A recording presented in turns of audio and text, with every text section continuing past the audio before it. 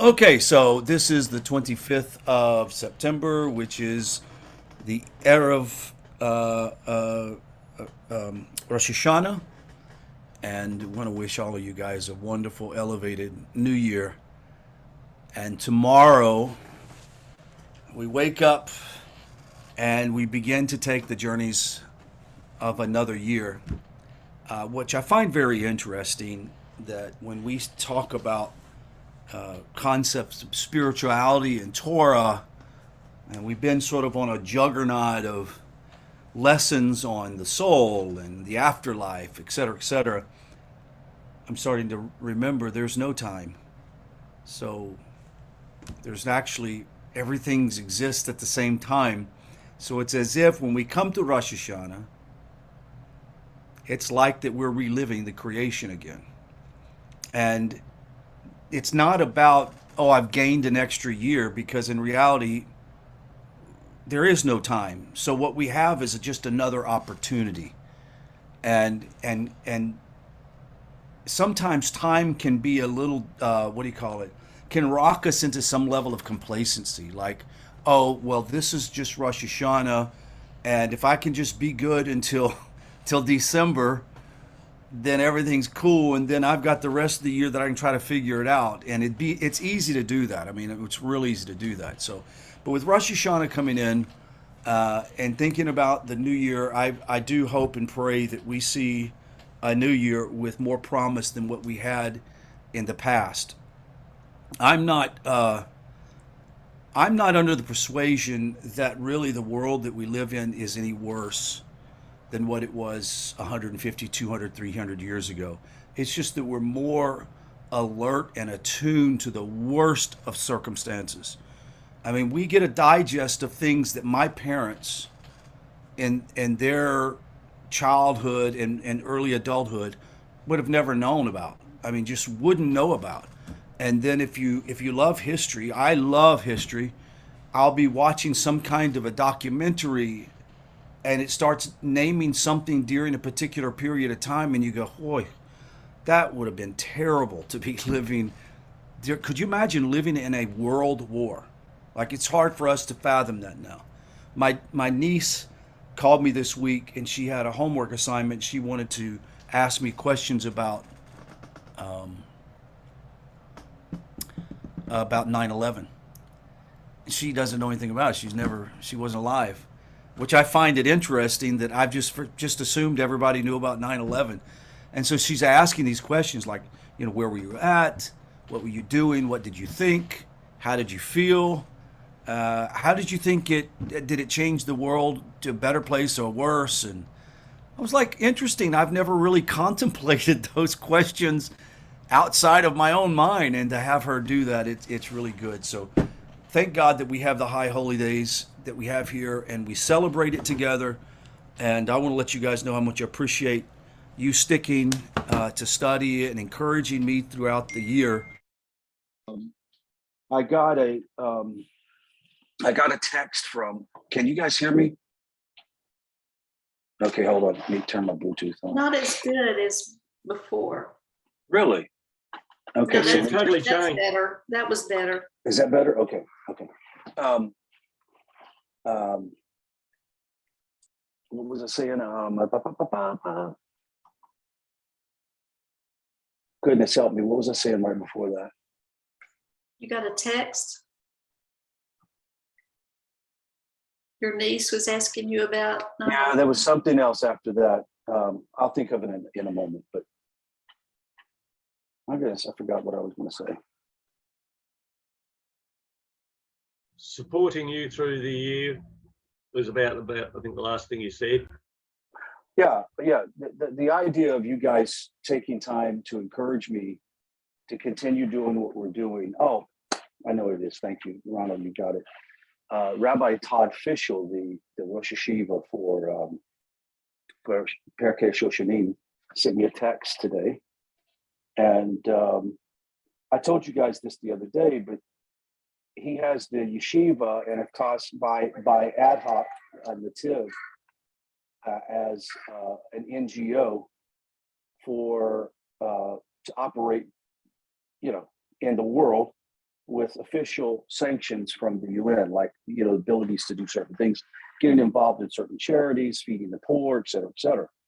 And he sent me a text, and he said, we're going to do absolutely amazing things this year with the United Nations. So you better be prepared. And I said, well, I sure hope I can serve well. I look forward to it, but I have no idea what being prepared means. But he says, we've trained for this our whole life. Now it's time.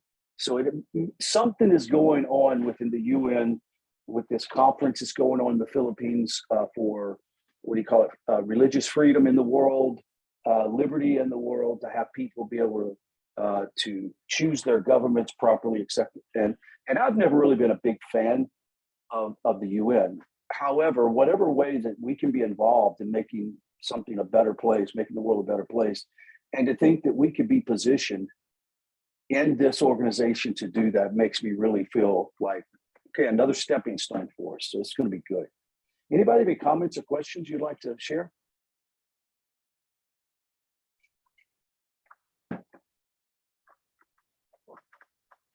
Terry? You're muted again.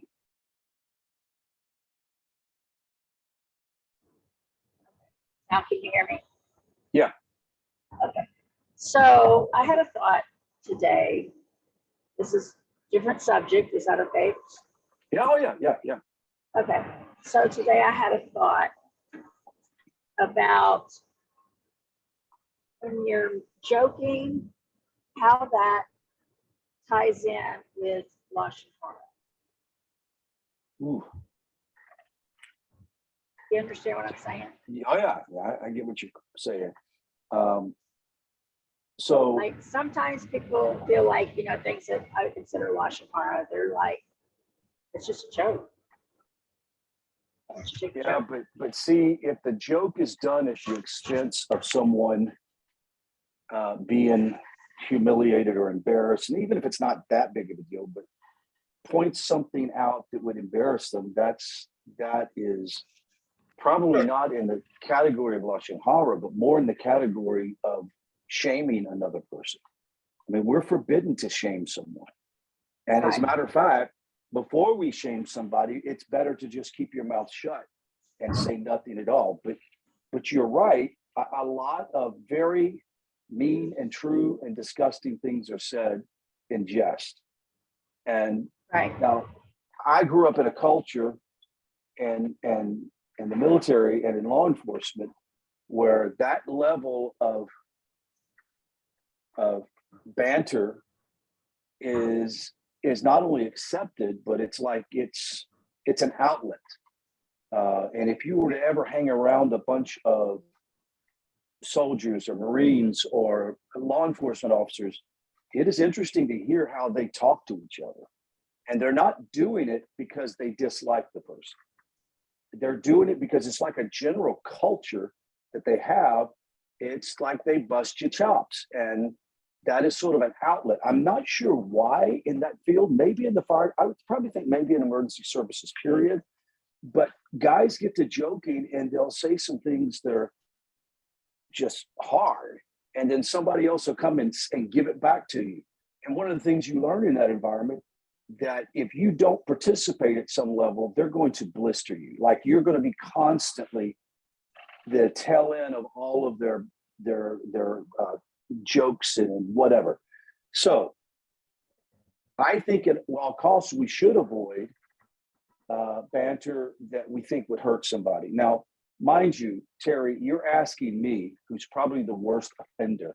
I probably hurt more people's feelings than I even know with my twisted sense of humor. And I'm really, y'all pretty much trained it out of me, but I still go back there at times, right, Sandy? It's been a job too. It's a hard job. I can remember saying things because it's just so darn funny. I have to say it. And then I look over there and you guys are just kind of staring at the table like, I can't believe he just said that. Right. And I'm thinking, oh man. And I don't think I was saying anything lewd and disgusting or whatever, but It's tough. And Terry, you're right. It's like we do have to guard against that. But that would be more in the line, like I said before, as of hurting someone's feelings. Do you think, Right. Ron? But a lot of people feel there's nothing wrong with that. No, there's nothing really wrong with it as long as it's done in the right environment. Obviously, my grandsons, I pick on them and they pick on me, back and forth. But there's a line in which I'll permit it to go. Does that make sense? So I won't, like, if it gets to the place to where they say something that's disrespectful, then I have to say, okay, let's stop. This is not the time. It got out of hand. But in general, there's nothing wrong with good banter that has fun. Like a lot of times I pick on you guys, right? No, I don't pick on you guys, do I? Yeah, I'll pick on you occasionally. But it's because I love you. I don't think that that'll wash according to the Talmud, but Well, do you think, Rod, we have to judge each situation? Like you and I have known each other for years, and I think we could joke back and forth with each other Right. because we know where we've been. We know what we believe about each other. right. Somebody that's new, we wouldn't do that with them until we developed a relation. And even there has to be a line drawn. There has to be, we can joke to a certain point, but beyond a certain point, we shouldn't.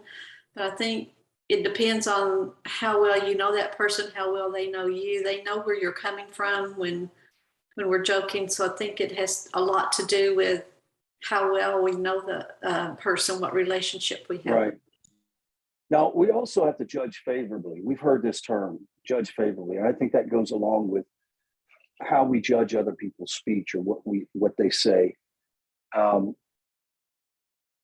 am probably the opposite of what I'm going to describe. And that is, there are some people that, not that they're offended all the time, but when they hear something, they automatically take it personal. Like they're trying to hurt me. They're trying to attack me. Did you hear what they say? Or did you see the way that person looked at me? I know they're thinking this or that.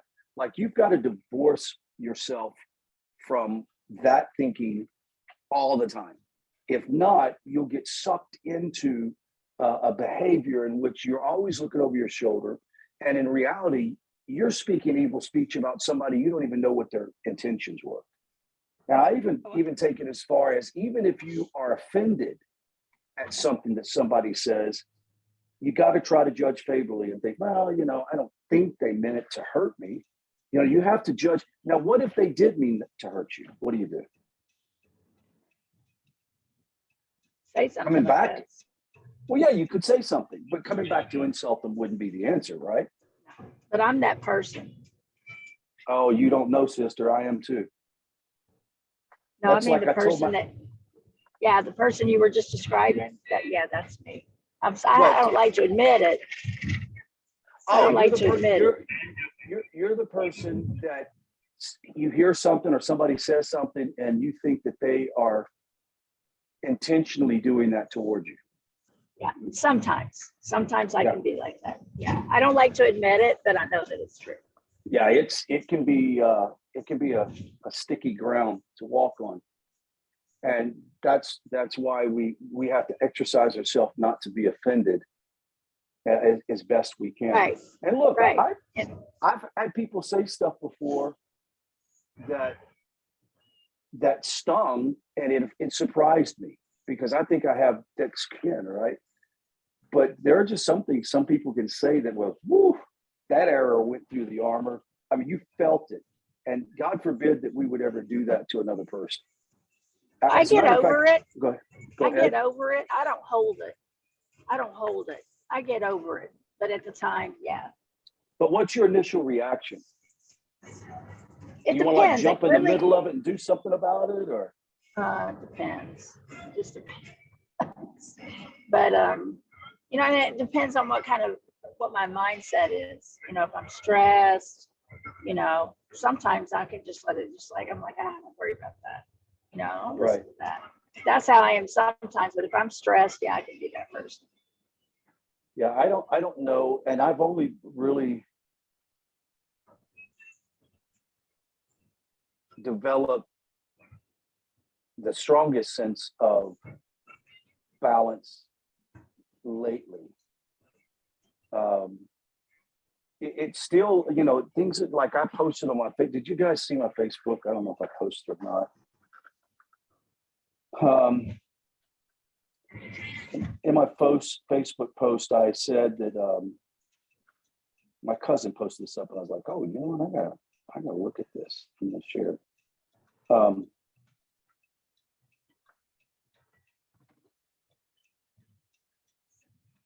Well, I didn't post it, but I did save it. So here we go. Here we go. The loudest boos always comes from the cheapest seats. People who invest the least in you will have the most to say about you. Oh yeah, Trust that's your definitely true. work.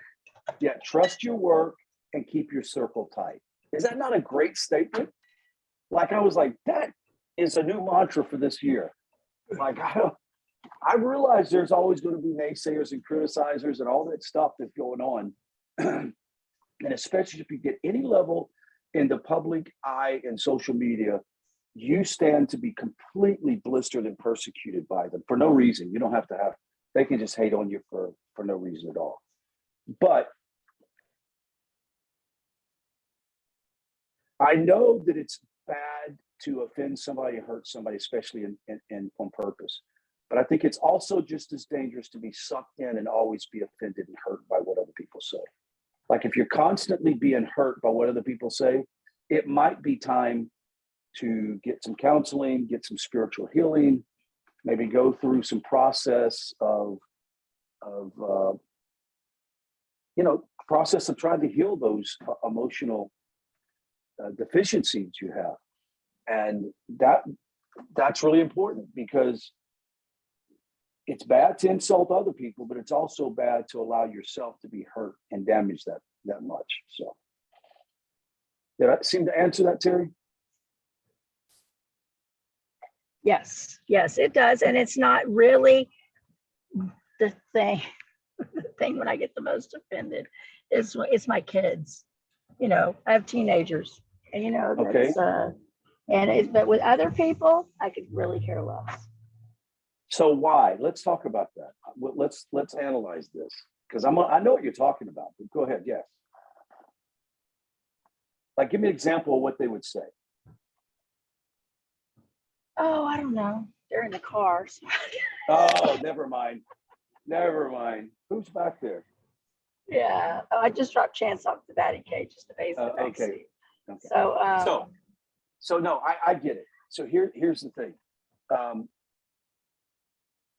Your kids can hurt you quicker than anybody else in the world, and a spouse. Exactly. Don't get me wrong, a kids and a spouse. I remember one time, I remember this. This was back in 1990, 91, I think 91. We were at my parents visiting, and I'm taking the boys and Emily upstairs, and we're getting ready to go to bed. Nathan was about 12 or 13 at the time.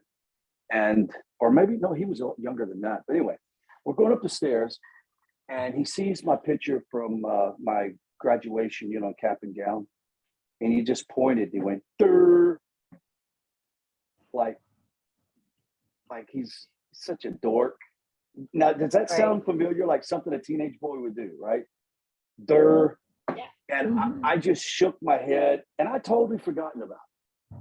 So Nathan and I were talking, and Michael, my son, and we get together and schmooze sometimes on after Shabbos and Havdalah.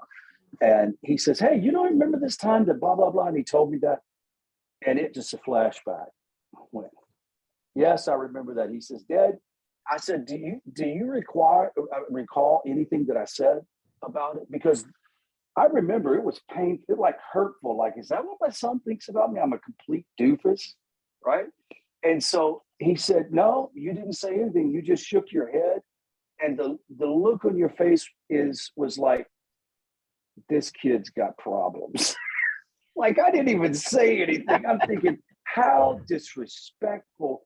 But the worst time to make a correction is when you're hurt, because you're going to end up saying something or doing something you shouldn't do. And I remember just kind of looking at him like, let's go on upstairs. And Nathan said, I said, well, did you feel bad about it? He goes, no, I was a stupid teenager. I didn't feel bad about it. But now as an adult, I realized how horrible was that, right? But yeah, your kids can be a particularly big challenge. They But can. And it's a noble thing to try to shake that one off. yeah, well, my new approach is to try to say, we're going to talk about this later when we're calm. That's a good idea. That's one of my New Year's resolutions, because good. today during Hikmut, I'm talking to Hashem, and I thought, because you praise before Rosh Hashanah, and you're asking him to show me the things that I need. Right. What are my deficiencies? Where do I need to improve? And what's causing me to be judged? And one of the things that I felt he showed me was that it's a little bit different category of things that are said, but that, he said sometimes the impression I got was that sometimes the way that they talk to you is the way that you talk to me. When you're not grateful, and Yeah. and I was Well, like, how about I realized that's true, so true. No, it is true. That's a very good statement, and we all should take that to heart. But let's also add this: when your kids get to be teenagers, they are adults. Yeah, well, they say your kids are a mirror. So Yeah, and sometimes we still talk and address our children like they're 7 years old. And so what happens is, out of that innate, especially in boys, I'm not sure about girls. With boys, there's this sort of manhood thing, like, I'm like almost a full-grown man here, and you're talking to me in such disrespect. That's what he should say, but instead he comes back and bites you, says something really mean and disrespectful, because that's how. I'm not saying you're doing that, okay? I'm not saying you do that. But I'm saying in general, what I've discovered with parents is they speak to their children like they're stupid. And they wonder why their children act stupid. This is one of the things that I've had in counseling for years. I've always said, treat your spouse, significant other, friend, or your children like you want them to be. Does that make sense? Oop, I lost you. Terry, you there? Does it make sense? Treat them like you want them to be. I lost you, Terry. You're muted. Terry, you're muted. Terry, you're muted. Okay, I'm sorry, my signal, because I'm driving, is going in and out. So yeah, but there are people in their lives that do sometimes disrespect them, and they come back with in a like manner. Right. And the thing is if anytime we feel disrespected, especially by somebody we love, we should ask ourselves, what is motivating them to do that to me? And I think that would be the opening salvo, not like you were disrespectful, but like, hey, why would you talk to me that way? I don't understand where does that come from? And I think the challenge that I would throw out is the same one I threw out for my boys. I would go, what did I deserve for you to talk to me? I said, do I ever address you that way? Like, do I ever talk to you and with that tone of voice, etc.? And if I've ever done that in the past, I would always like, hey, I'm sorry, I shouldn't have used that tone with you, but you just got on my nerves. Right. And I always got a pass from it because I was being honest. Right.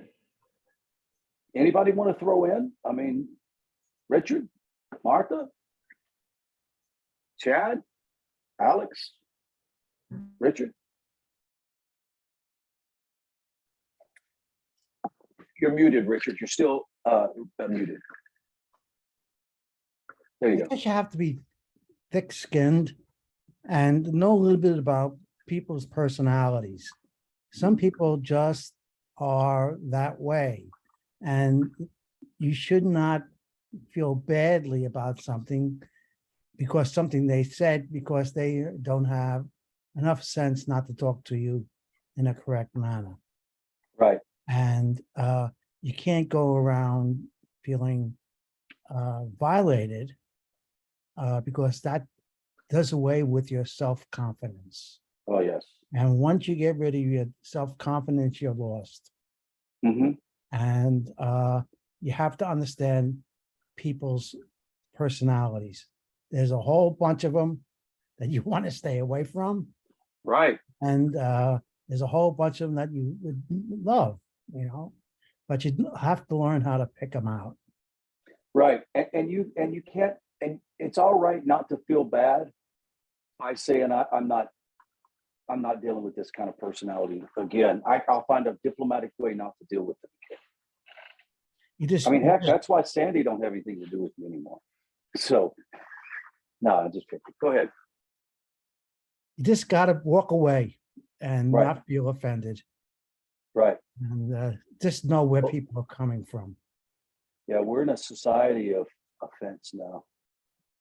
Everybody's offended about something, which I mentioned. I used the term first world problem. We live in the first world society where we have all the modern technologies, et cetera. And it seems like we have more time now to fret about so many stupid things that's what's coming up in society, like the stupidest agendas. Like if we were really dealing with starving, we wouldn't be talking about this. You have to, when we text, you don't know what the person's thinking. Ah, And you're right. it's so impersonal that somebody might write something and it might totally offend the other person, but you don't even realize that you're doing it. Right. So Right. so it's nothing like personal contact. Right. And I also think that it's important that we develop a character about ourselves to where we do pay attention to details. Like say, for example, if we're texting, and I knew someone very well that had a very difficult time with a lot of people.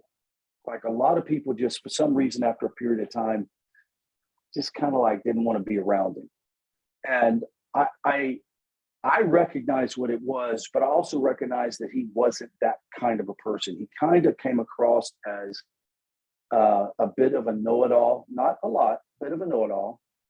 And if he sent you a text or a letter, he was very transparent, right? To the point that it would just be, you would think, why is this guy screaming at me?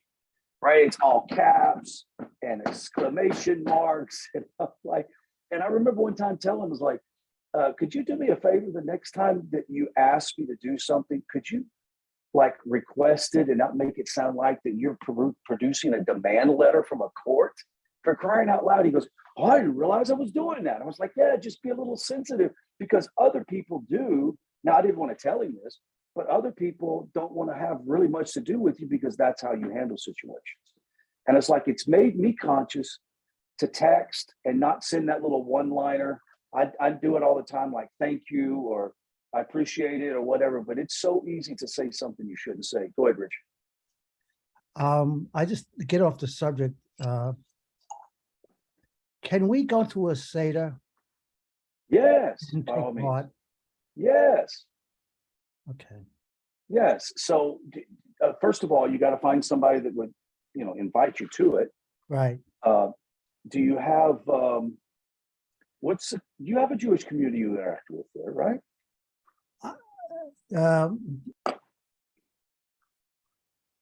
You muted yourself again.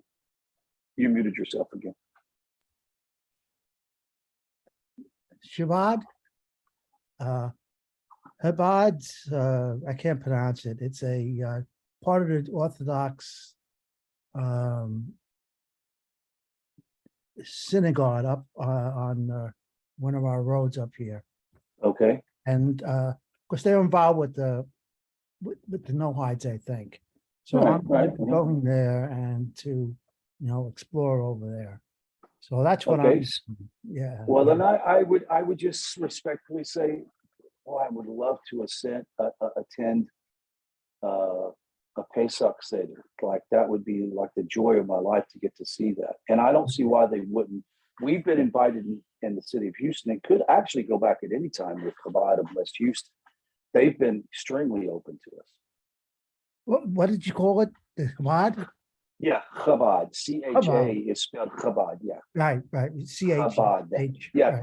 Well, yeah. A lot of times when you see it, it's like Chumash. You don't know they Right, say yeah. Chumash, I've been church mosh. mispronouncing it for a long time. Yeah, I know it. We But- all did it. I think that's a little place where I can go. Yeah, I think you should. Yeah, get involved with the community there. Especially, go ahead. Socially, yeah, and also to see how much of the religion I can practice. Right. And that's Right. important to me, because I feel that I don't want to step on anybody's toes. If we observe 7 of the commandments. Mhm. Now, people asked me today, they said, are you kosher? And I said, well, I'm not, I can't obey any other commandments other than the 7 commandments I have. Right. But I do follow a kosher diet. Not Right, because so here- I'm not, There- I'm not Thank you. doing it out of, I have to follow the commandment. I'm doing it because I just like to do it. That is the And- perfect explanation. Yeah, and I think if you want to pray, there are certain things you cannot say. But if you want to honor, like when I honor my father, when I say a prayer for my father who's Jewish, I'm honoring him. Right.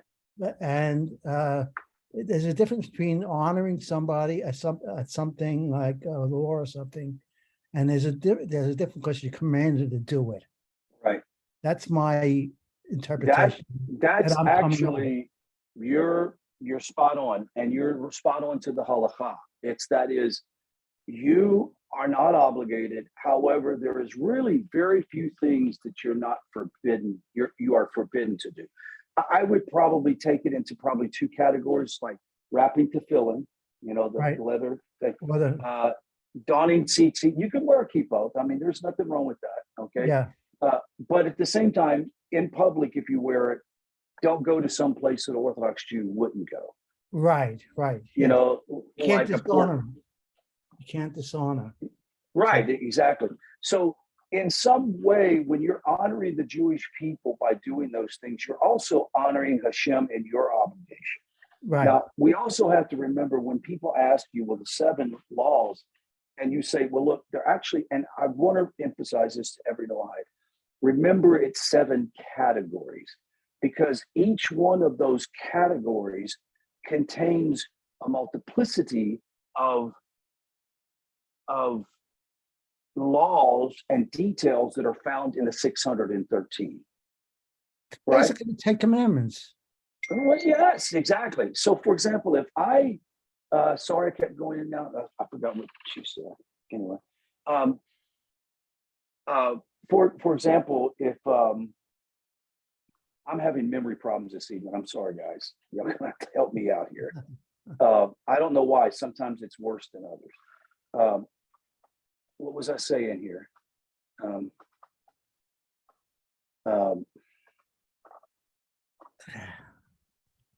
You were I'm talking about embarrassed. how the 7 laws are And the many categories. more. Categories. Okay, very good. Very categories. Very good. Thank you very much for being my Jiminy Crickets. So here we go. So that means that we look at those categories, and this is one of my key points to rabbis who will say, just do the 7 mitzvahs and don't bother with anything else. And I'll go, I agree, but they're not just 7 mitzvahs, they're 7 categories of mitzvahs that the halacha for a non-Jew is rooted in the knowledge of what the Torah says about those particular things. The example is when it says no sexual, no sexual deviancy or whatever, right? No sexual deviancy. Well, how in the world do we define that from the world of the pagan, the world of the nations, the world of the godless? Well, my goodness, if you say that, then there are some cultures that are rape cultures. There are some cultures that, so the whole point is how do I know that?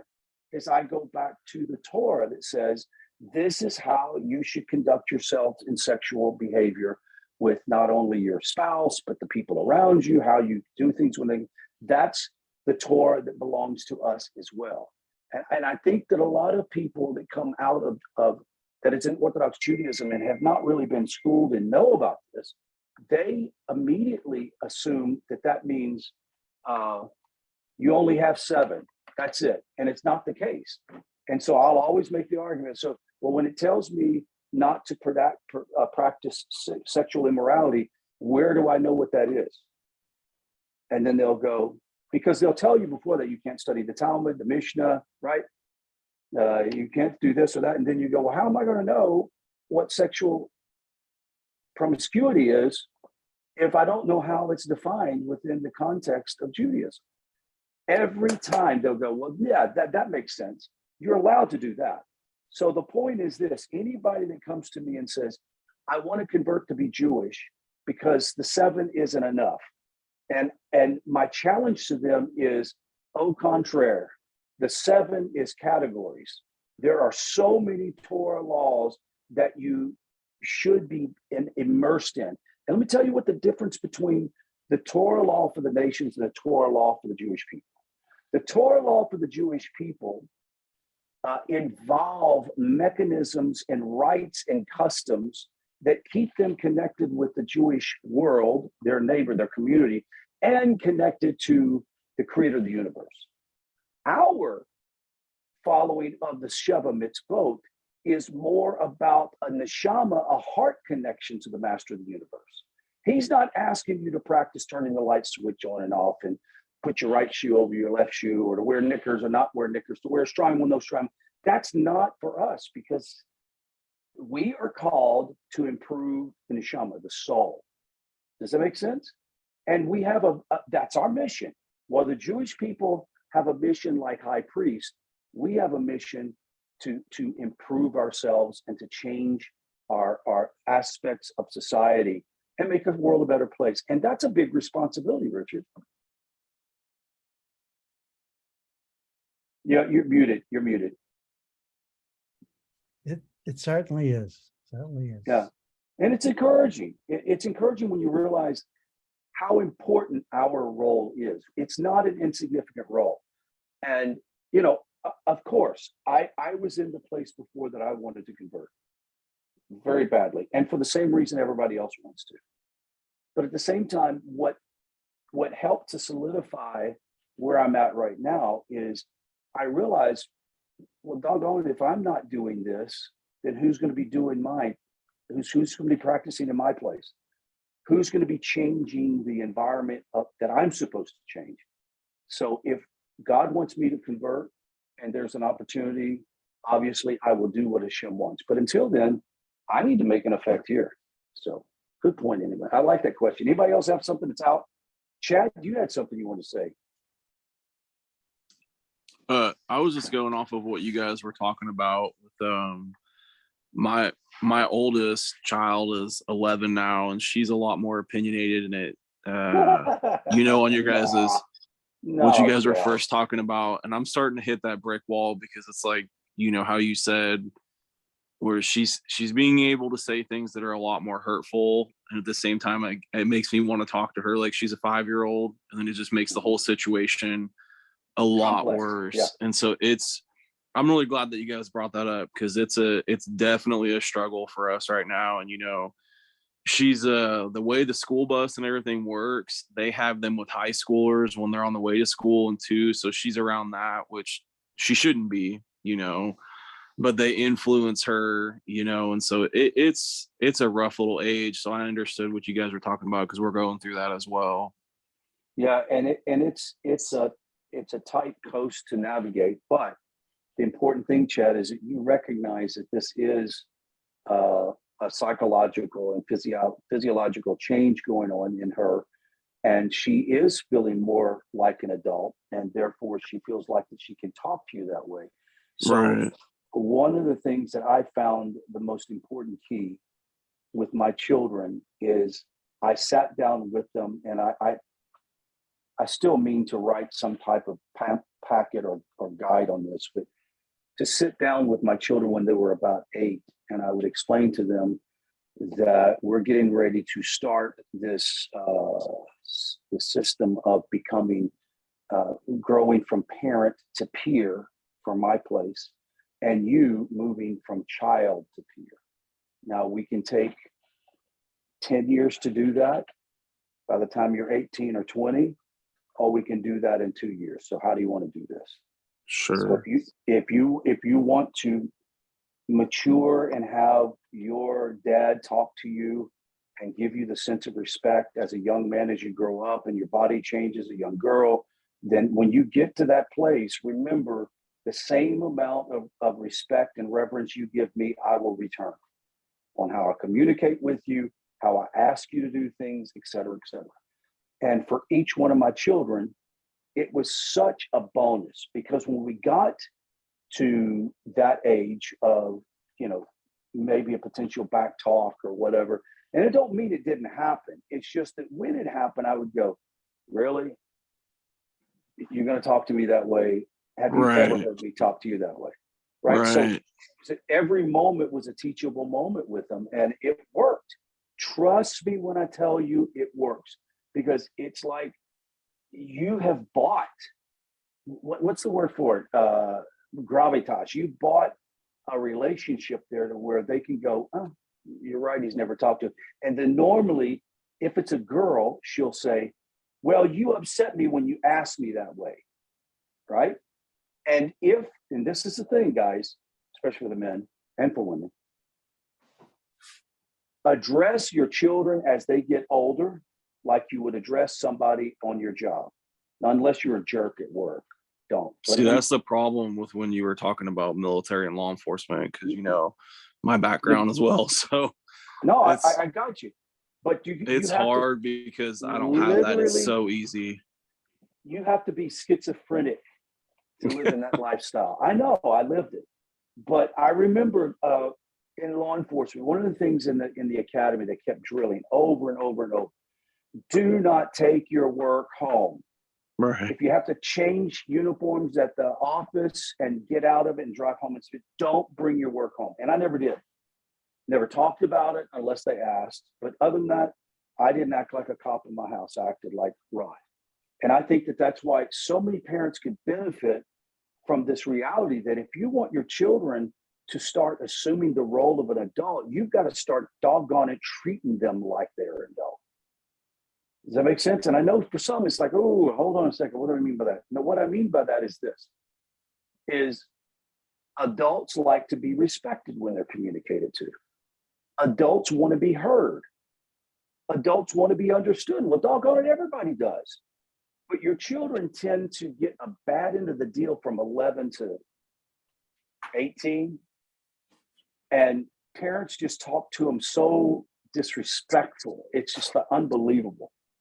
And the proof is in the pudding. I would suggest anybody that watches now, Chad, you have children that are young. I don't know about Alex. How old are your children? Is Alex there? Ronald, do you have children? Yeah, Alex. Yeah, I'm here. Yeah. No, I don't. You have children, Alex? Yeah, I have 3. Okay. So you know what I'm talking about. Uh-huh. Okay, Yes. so that's the point. I mean, do you have any comment or question on that we were talking about? Um, I don't talk too much That's because fine. That's fine. I think it's a lack of lexicon, Okay. and the way I develop the whatever I'm trying to or going to say is kind of controversial. So I prefer not to put myself in the under the bus by myself. I get it, Alex. You're a hero. Now you're practicing what we're talking about, learning how to Okay. restrict yourself. Okay, but anytime you have questions, don't hesitate to, I write it down. yeah, that's a good idea. Hold on, I've got an important message. Thanks. Thank you, sir. I appreciate it. It's good to hear your voice, by the way.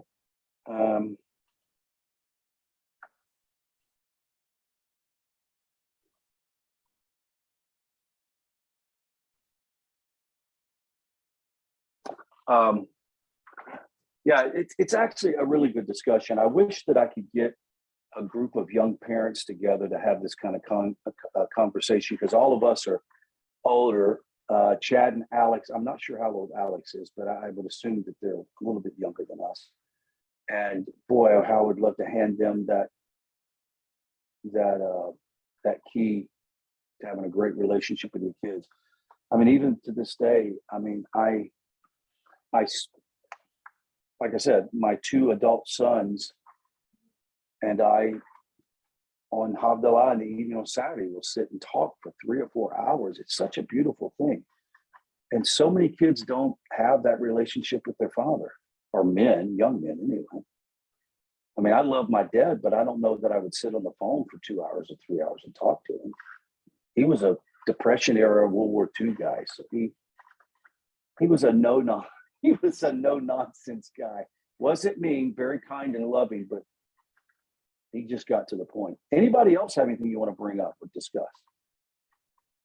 We're just about out of time. I can't believe.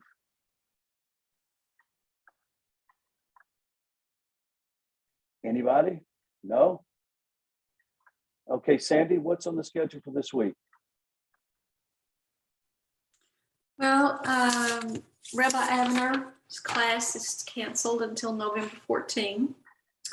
And Rabbi Weissman is taking this week off for Rosh Hashanah. So I guess our next class will be Steve on Wednesday night. And mine on Thursday morning. Yours on Thursday morning. Or Hashem. Okay. Now, Richard Rabbi, is sure.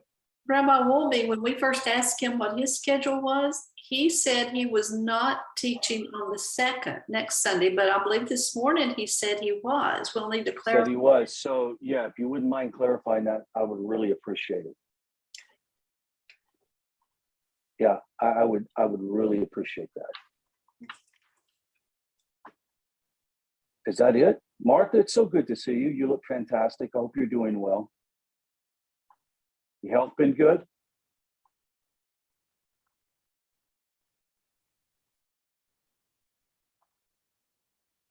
I'm trying to stay well. I'm doing okay. Okay. But Do you have any particular struggles that we can pray about or things that we can help you with? well, this month has been hard. It's brought up a lot of things and a lot of repairs that I have to make. But you know, I'm working on it. I'm spending more time reading the scriptures and studying the parshas in particular. The one thing that I learned at one of the summit type meetings that I attended last week, they were talking about, like when you're reading the Psalms and all, you don't have to just read them, sing them. Sing them, yeah. God has made, and you don't have to follow anybody's tune.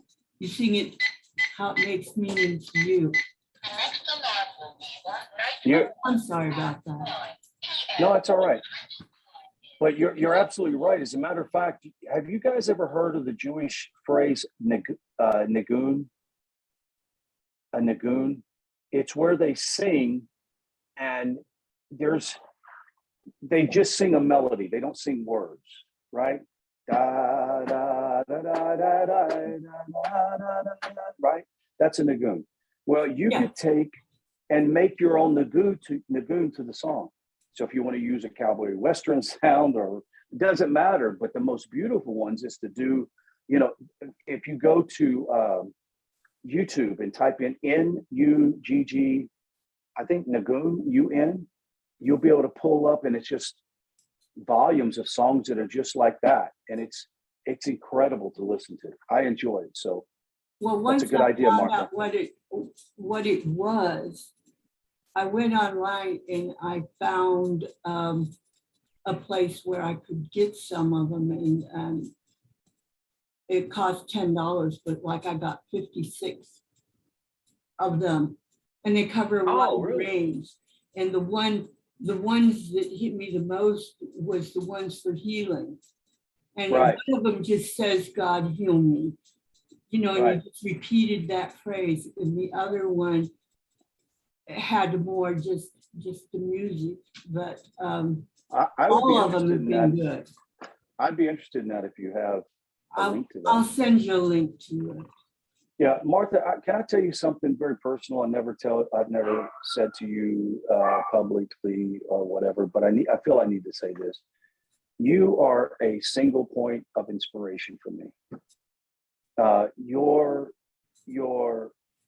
outlook, your knowledge of Torah, the wisdom that you share when a rabbi is on, you're never out there like in space led. You have something significant to contribute, and it's always spot on. And that impresses me. I want to let you know I am impressed, and out of respect for you, I want to let you know how much you're dearly loved by me, and I'm sure by the rest of the community. But you know, Martha, anytime that you want to talk, all you have to do is call me or call Sandy. It doesn't matter who, but call and say, "Hey, I have a few questions. I just want to chat." That's fine.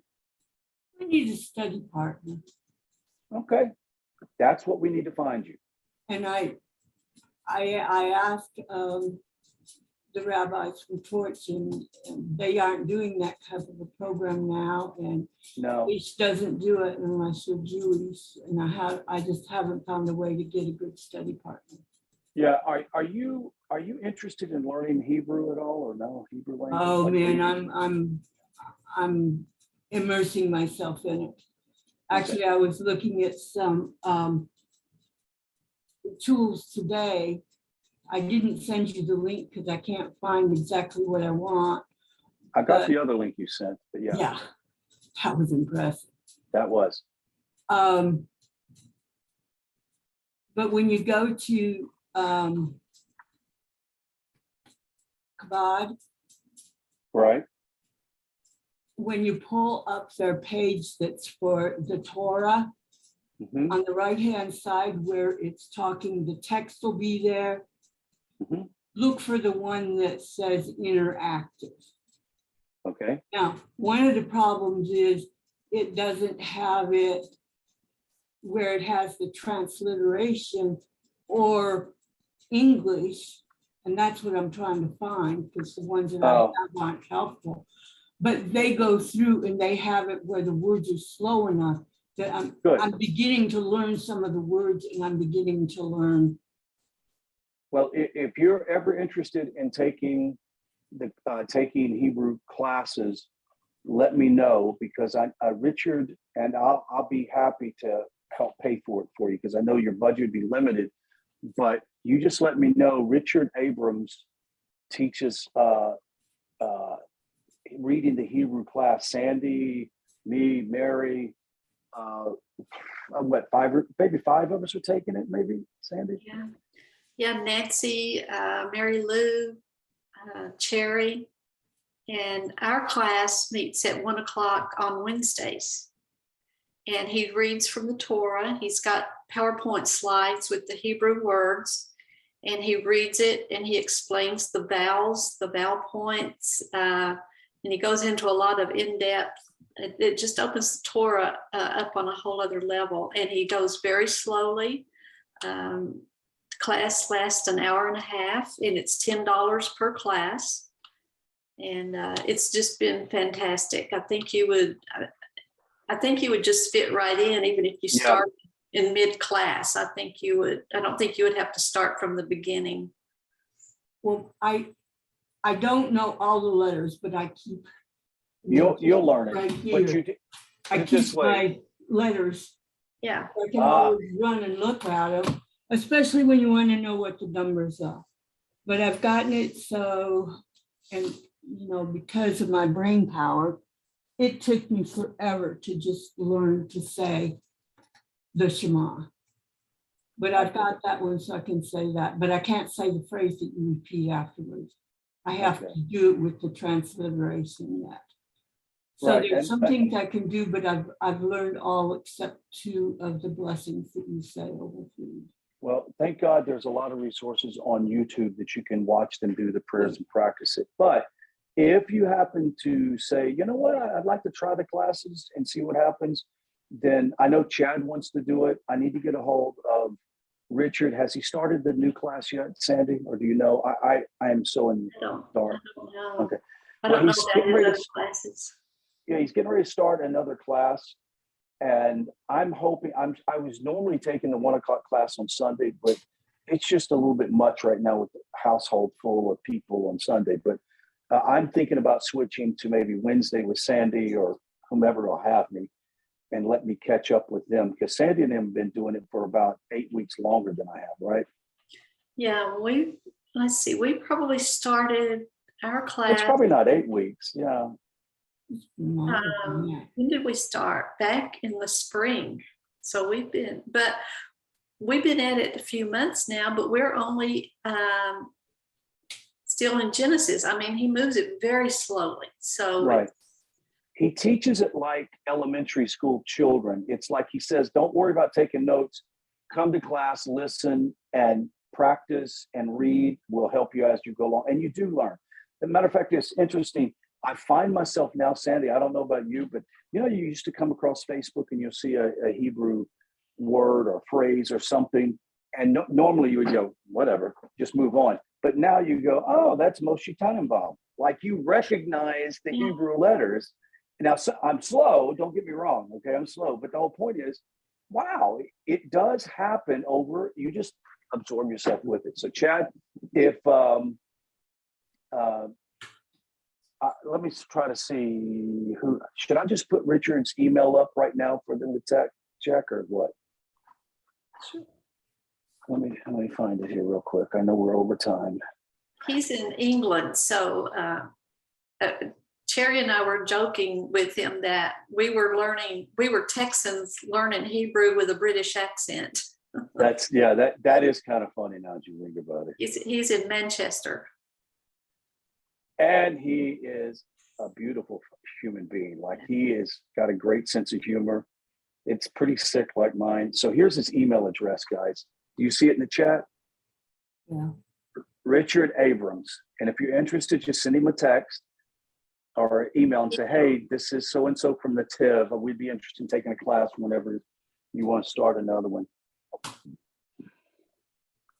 And I really think he would be okay with letting you come in mid-term, so to speak. Oh yeah, just to sit in a class too. Yeah, just to see what you think.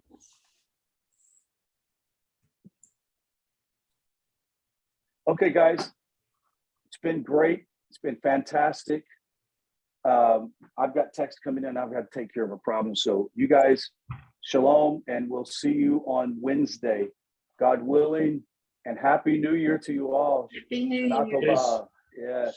Okay.